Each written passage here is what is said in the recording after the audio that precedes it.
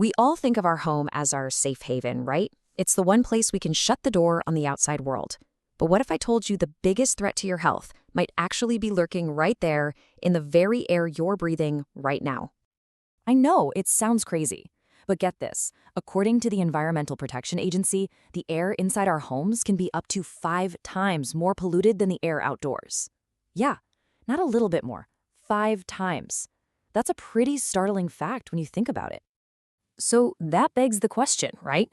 What exactly is hiding in the air we breathe day in and day out?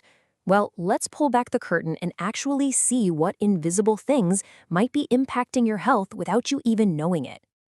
Okay, so why is that 5 times statistic so concerning? Well, the problem isn't just what's in the air, it's how much time we spend breathing it in.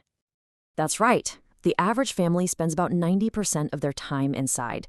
In our modern homes, they're built to be super energy efficient, which is great for the power bill, but it also means they're sealed up tight. And this design literally traps all the contaminants from everyday stuff, like paint, cleaning products, even your furniture. So how does this trapped, polluted air actually make us feel? This is where it gets really personal. A lot of us just brush off common health issues as, just stress or seasonal allergies, but they could actually be your body sending you warning signs about your environment. And this is where we can start connecting some dots. That headache you just can't shake, it could be from something called volatile organic compounds, or VOCs. Allergies acting up all the time could be mold or dust mites. And that nagging fatigue that coffee just doesn't fix, that could be a sign of carbon monoxide.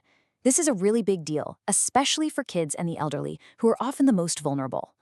All right, so we get that there's a problem, and we're starting to recognize the symptoms. But what exactly are these pollutants? Let's uncover the 3 main culprits you'll find on pretty much any indoor air quality test. First up, we've got volatile organic compounds, or VOCs. These are basically gases that leak out, or off-gas, from a ton of household items. We're talking about things like fresh paint, new furniture, aerosol sprays, and even those air fresheners that are supposed to be making your home smell clean. Next on the list is carbon monoxide, CO. Now this one is especially dangerous because you can't see it, you can't smell it, and it can be lethal. It's often released by appliances that aren't working right, like a furnace or a water heater, and it can even seep into your house from an attached garage. And that number on the screen is so important, 9 parts per million.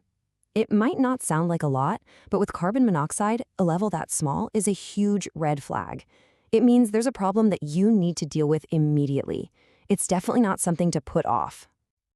And finally, there's something called particulate matter. Just think of these as microscopic particles, so tiny you can't see them, that come from everyday things like dust, smoke, or even just cooking dinner. The problem is, because they're so small, they can get deep into your lungs and cause some serious issues for your respiratory and even your heart health. The good news in all of this is you don't have to just guess if these culprits are hanging out in your home. There are tools that can help you find out exactly what you're up against, which is always the first step to fixing the problem. You've basically got 2 main options here. DIY monitors are great for getting real-time data right on your phone. They give you a good day-to-day picture of what's going on, but if you want a really deep dive, that's when you call in the pros. Professional testing is way more comprehensive. It can find hidden things like mold behind a wall or radon gas, but it does cost more. So once you've figured out what the issues are, what's next? Well, this is the best part.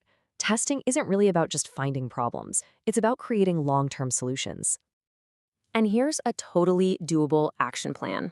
First, and honestly the simplest thing you can do, is increase ventilation. Just opening your windows regularly makes a huge difference. Second, get an air purifier with a HEPA filter to target those tiny particles we talked about. Third, get a handle on the humidity. Keeping it between 30 and 50% is the sweet spot to stop mold from growing. Number 4 is about being proactive. Choose low VOC products from the start. And finally, take care of your HVAC system. It's like the lungs of your home. A clean filter and regular checkups are your best friend.